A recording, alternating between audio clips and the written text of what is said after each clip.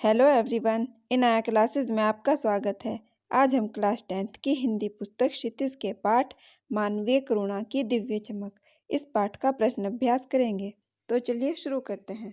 प्रश्न number 1, father की उपस्थिति देवदार की छाया जैसी क्यों लगती थी? इसका उत्तर इस प्रकार है। देवदार का वृक्ष आकार में लंबा चौड़ा होता है तथा छायादार भी होता है। फादर बुल्के का व्यक्तित्व भी कुछ ऐसा ही है। जिस प्रकार देवदार का वृक्ष बृहदाकार होने के कारण यानी कि बड़े आकार का होने के कारण लोगों को छाया देकर शीतलता प्रदान करता है, ठंडक प्रदान करता है, ठीक उसी प्रकार फादर बुल्के भी अपने शरण में आए लोगों को आश्रय देते थे तथा दुख के समय में सांत्वना के वचनों द्वारा उनको शीतलता प्रदान करते थे। प्रश्न नंबर 2, फादर बुल्के भारतीय संस्कृति के एक अभिन्न अंग हैं। किस आधार पर ऐसा कहा गया है? उत्तर, फादर बुल्के को भारतीय संस्कृति का एक अभिन्न अंग इसलिए कहा गया है क्योंकि वे बेल्जियम से भारत आकर यहाँ की संस्कृति में पूरी तरह रच बस गए थे। वे सदा यह बात कहते थे कि अब भारत ही मेरा देश है। भारत के लोग ही उनके लिए सबसे अधिक आत्मीय थे। वे भारत की सांस्कृतिक परंपराओं को पूरी तरह आत्मसात कर चुके थे। फादर हिंदी को राष्ट्रभाषा के रूप में प्रतिष्ठित करने के लिए बहुत से प्रयास करते थे, यानी कि उन्होंने बहुत प्रयास किया कि हिंदी को राष्ट्रभाषा घोषित किया जाए तथा हिंदी के समृद्धि के लिए ब्लू बर्ड तथा बाइबिल का हिंदी रूपांतरण भी किया। वे भारतीय संस्कृति के अनुरूप ही वसुधैव कुटुंबकम की भावना से ओतप्रोत थे। प्रश्न नंबर 3, पाठ में आए उन प्रसंगों का उल्लेख कीजिए जिनसे फादर बुल्के का हिंदी प्रेम प्रकट होता है। इसका उत्तर इस प्रकार से लिखेंगे। फादर बुल्के के हिंदी प्रेम के कई प्रसंग इस पाठ में आए हैं, जैसे इलाहाबाद में फादर बुल्के परिमल नाम की साहित्यिक संस्था से जुड़े हुए थे। वे वहां हिंदी भाषा व साहित्य से संबंधित गोष्ठियों में सम्मिलित होते हुए भी गंभीर बहस करते थे। वे लेखकों की रचनाओं पर अपनी स्पष्ट राय एवं सुझाव भी देते थे।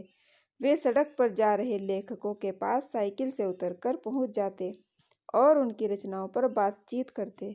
फादर बुल्के ने हिंदी में शोध भी किया जिसका विषय था राम कथा उत्पत्ति और विकास। उन्होंने एक नाटक ब्लू बर्ड का हिंदी में नील पंछी के नाम से अनुवाद भी किया। फादर बुल्के रांची के सेंट जेवियर्स कॉलेज में हिंदी तथा संस्कृति विभाग के विभागाध्यक्ष हो गए। वहीं उन्होंने अंग्रेजी हिंदी कोश तथा बाइबिल का अनुवाद भी तैयार किया। फादर बुल्के को हिंदी को राष्ट्रभाषा के रूप में देखने की बड़ी ही चिंता थी। वे हर मंच पर इस चिंता को प्रकट करते तथा इसके लिए अकाट्य तर्क देते। वे हिंदी वालों द्वारा ही हिंदी की उपेक्षा पर दुखी हो जाते। प्रश्न नंबर 4, इस पाठ के आधार पर फादर कामिल बुल्के की जो छवि उभरती है उसे अपने शब्दों में लिखिए। इसका उत्तर इस प्रकार है। फादर बुल्के एक निष्काम कर्मयोगी थे। वे लंबे गोरे भूरी दाढ़ी व नीली आंखों वाले चुंबकीय आकर्षण से युक्त सन्यासी थे।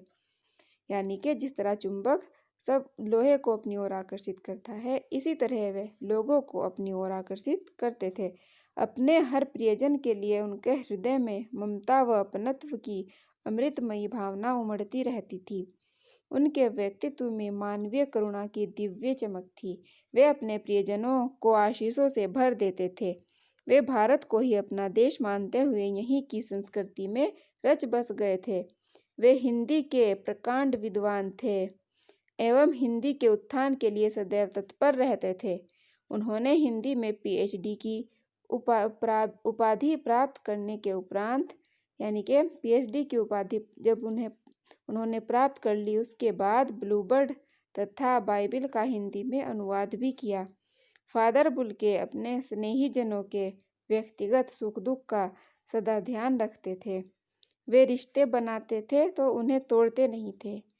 उनके सांत्वना भरे शब्दों से लोगों का हृदय प्रकाशित हो उठता था। अपने व्यक्तित्व की महानता के कारण ही वे सभी की श्रद्धा के पात्र थे, यानी कि सब उन्हें श्रद्धापूर्वक देखते थे। प्रश्न नंबर 5, लेखक ने फादर बुल्के को मानवीय करुणा की दिव्य चमक क्यों कहा है? लेखक ने फादर बुल्के को मानवीय करुणा की दिव्य चमक इसलिए कहा है क्योंकि फादर के हृदय में मानव मात्र के प्रति करुणा की असीम भावना विद्यमान थी। उनके मन में अपने हर एक परिजन के लिए ममता और अपनत्व का भाव उमड़ता रहता था। वे लोगों को अपने आशीषों से भर देते थे। उनकी आंखों की चमक में असीम वात्सल्य तैरता रहता था। वे लोगों के सुख दुख में शामिल होकर उनके प्रति सहानुभूति प्रकट करते थे तथा उन्हें सांत्वना भी देते थे। लोगों का कष्ट उनसे देखा नहीं जाता था, इसलिए लेखक ने फादर बुल्के को मानवीय करुणा की दिव्य चमक कहा है। फादर बुल्के ने प्रश्न नंबर 6, फादर बुल्के ने सन्यासी की परंपरागत छवि से अलग एक नई छवि प्रस्तुत की है। कैसे? प्रायः सन्यासी सांसारिक मोह माया से दूर रहते हैं, जबकि फादर ने ठीक उसके विपरीत छवि प्रस्तुत की है। परंपरागत सन्यासियों की परिपाटी का निर्वहन न करके वे सब के सुख दुख में शामिल होते थे। एक बार जिससे रिश्ता बना लेते उसे कभी नहीं तोड़ते।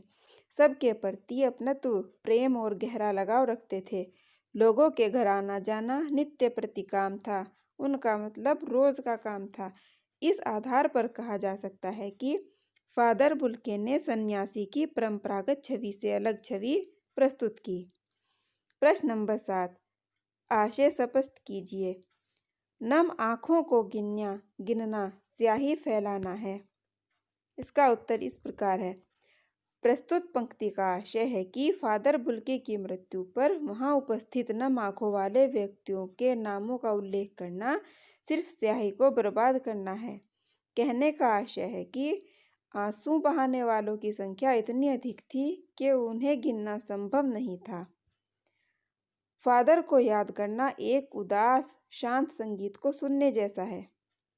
प्रस्तुत पंक्ति का आशय है कि जिस प्रकार एक उदास शांत संगीत को सुनते समय हमारा मन गहरे दुख में डूब जाता है, वातावरण में एक अवसाद भरी निस्तब्ध शांति छा जाती है और हमारी आंखें अपने आप ही नम हो जाती हैं, ठीक वैसी ही दशा फादर बुल्के को याद करते समय हो जाती है।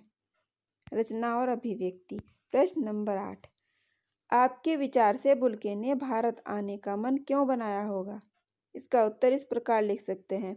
हमारे विचार से फादर बुल्के ने भारत के प्राचीन एवं गौरवपूर्ण इतिहास तथा यहाँ की सभ्यता और संस्कृति, जीवन दर्शन, सत्य, अहिंसा, प्रेम, धर्म, त्याग तथा ऋषि मुनियों से प्रभावित होकर ही भारत आने का मन बनाया होगा। प्रश्न नंबर 9, बहुत सुंदर है मेरी जन्मभूमि रेम्स चैपल। इस पंक्ति में फादर बुल्के की अपनी जन्मभूमि के प्रति कौन सी भावनाएं अभिव्यक्त होती हैं? आप अपनी जन्मभूमि के बारे में क्या सोचते हैं?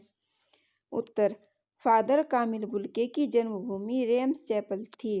फादर बुल्के के इस कथन से यह स्पष्ट है कि उन्हें अपनी जन्मभूमि से बहुत प्रेम था तथा वे अपनी जन्मभूमि को बहुत याद करते थे।